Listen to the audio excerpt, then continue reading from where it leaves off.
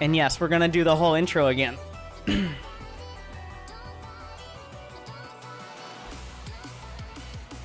Alright.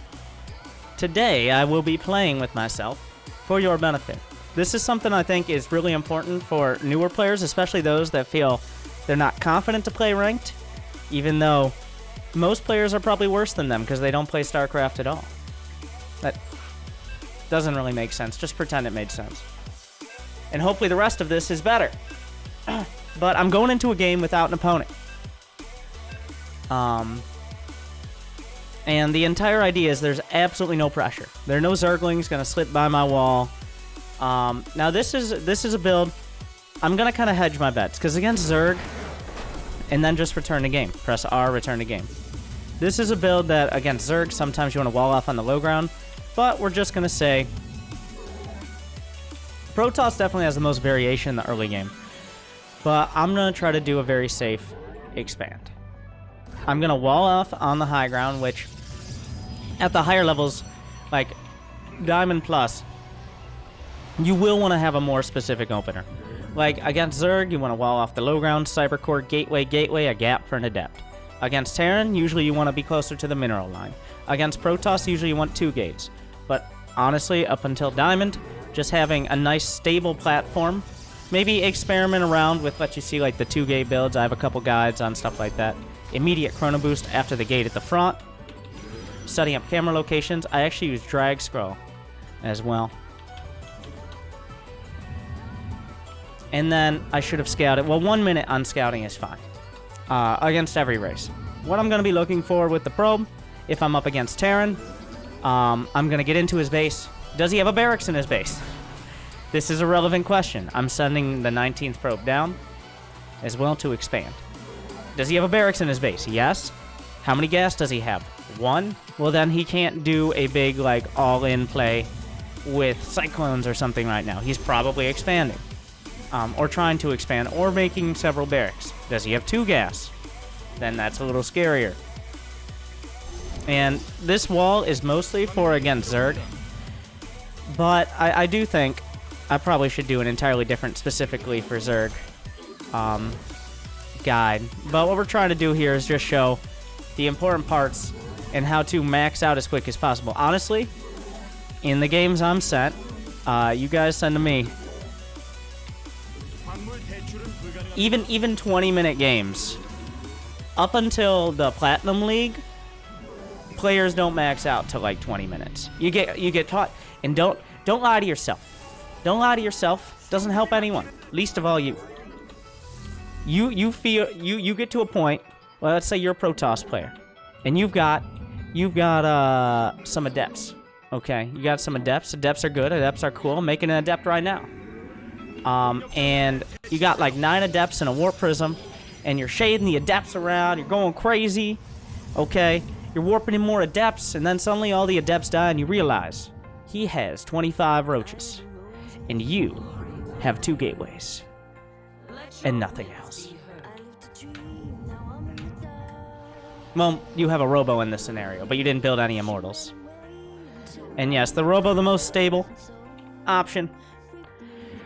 I'm going to get another Adept to start, and a shield battery at the front. And chrono boost all of this. So this is for an Observer, and then I'm going to start building Immortals, because against every race, even Zerg, well, the biggest danger is Zerg here. If he is Zerg, I would have probably wanted to wall off the front.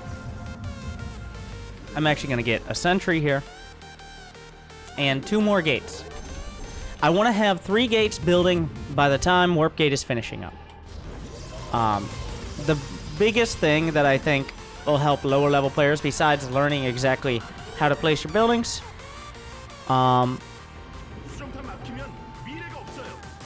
am going to cancel 2 probes because I was supply blocked and I forgot a pylon like a noob. So that's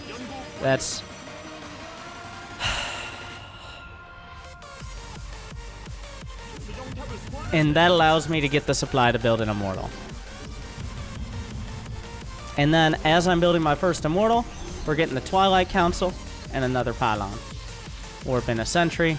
Get my gases at 420.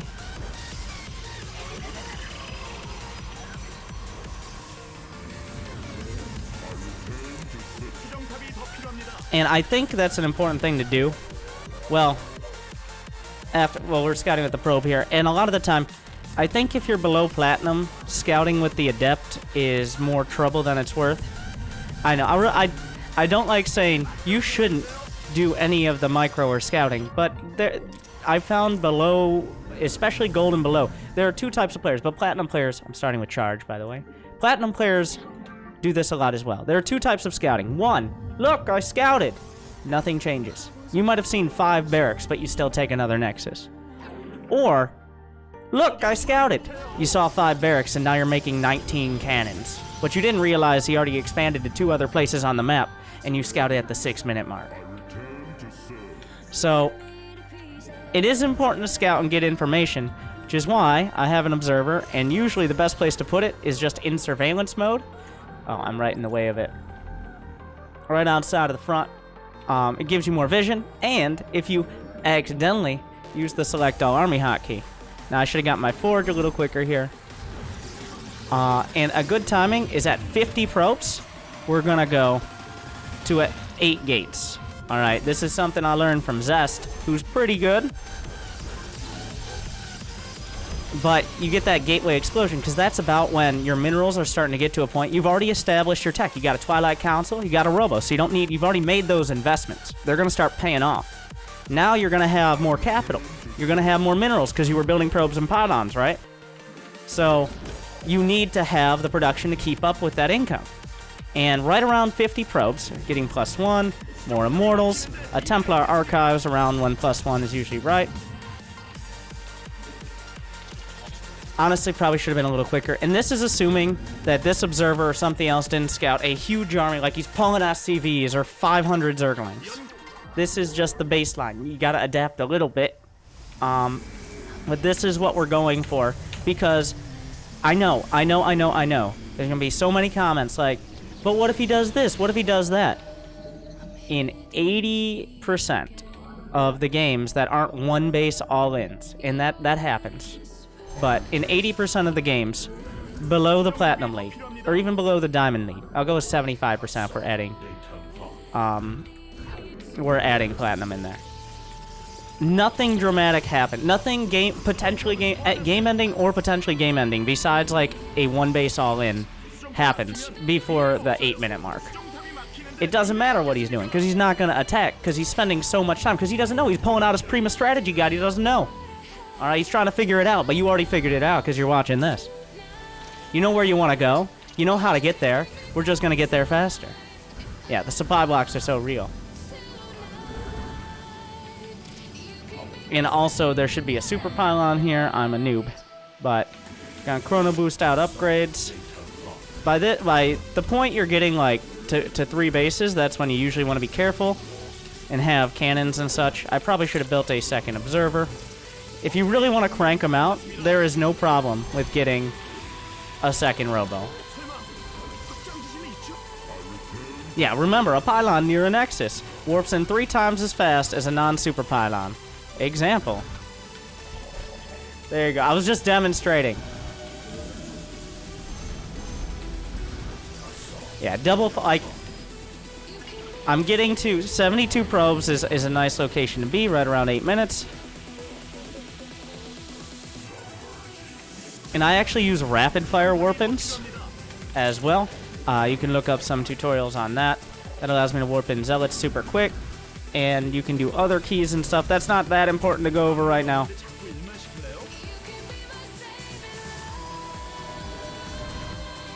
Chrono boost out immortals and more immortals and then maybe more immortals. Immortals are really good. The only time, like, notice how I didn't warp in stalkers. I think the best way, the best thing, I know stalkers, they hit air, alright? They're the most non-committal Protoss unit. They're expensive. They have the same effective HP about as a zealot, but they cost 125 minerals and 50 gas as opposed to 100 minerals. So, stalkers, I think if you can avoid building more than 5 stalkers, Now, if he has Liberators or things like that, I might need to build some more Stalkers, yes. But building more than 5 Stalkers in the early game, especially if there's no reason to, like, maybe against Protoss they build an Oracle, or they have a few Stalkers to start, stuff like that. That's okay. But if you start just building Stalkers, a lot of players build Panic Stalkers. It's like, I don't know what to do. Stalkers. I made a lot of Stalkers in the Wings of Liberty campaign with Zeratul blinking through all the missions. Let's do Stalkers. But this army... Now, play with yourself. 10 minutes maxed out, plus 2 robos. Probably could have done double forge. 8, 9 gates. Can go more.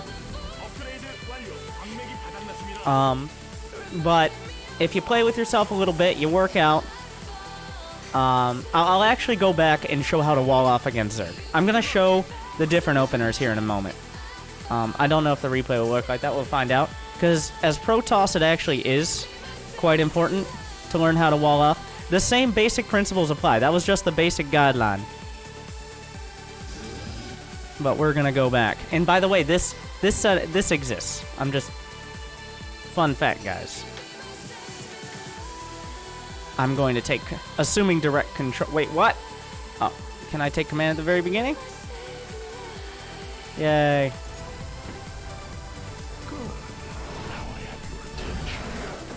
If you'll excuse me, I'm going to go play with myself. Thank you, Brain Dead 1441. But,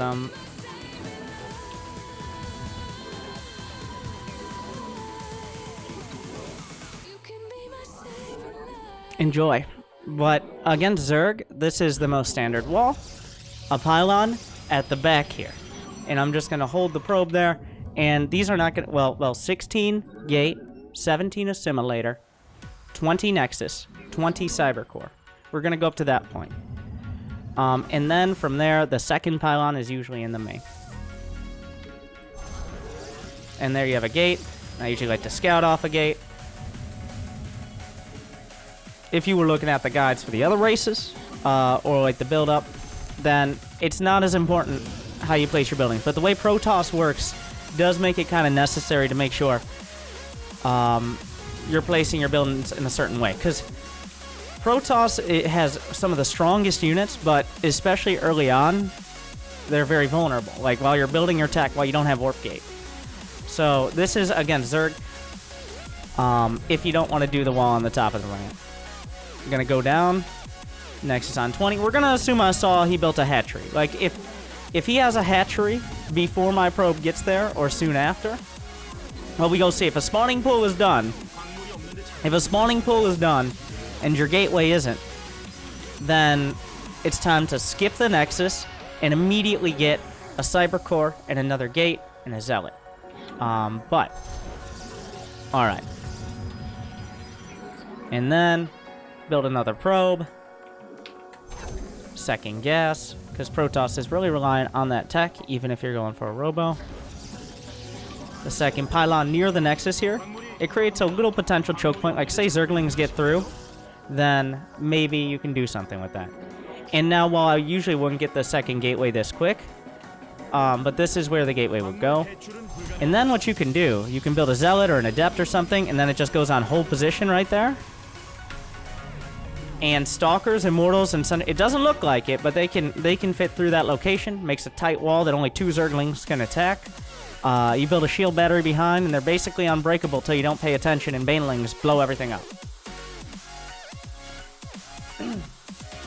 So one more. We're just going to do the basic against Protoss build. Remember, everything ends up towards what I was doing in the first one, in the first game. Boy. 7th month boy. Still love you, which was the Immortal Archon Charge Lat. It's just how you get there that matters.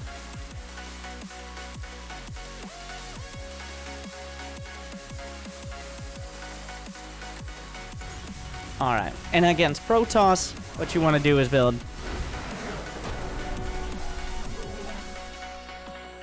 two gates at the front. But you want to build a probe first, because probes are pretty good.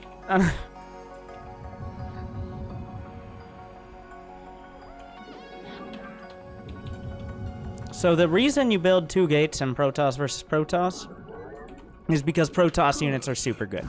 And the reason you wall off Here or we do go a semi-wall again. like at the top of the ramp,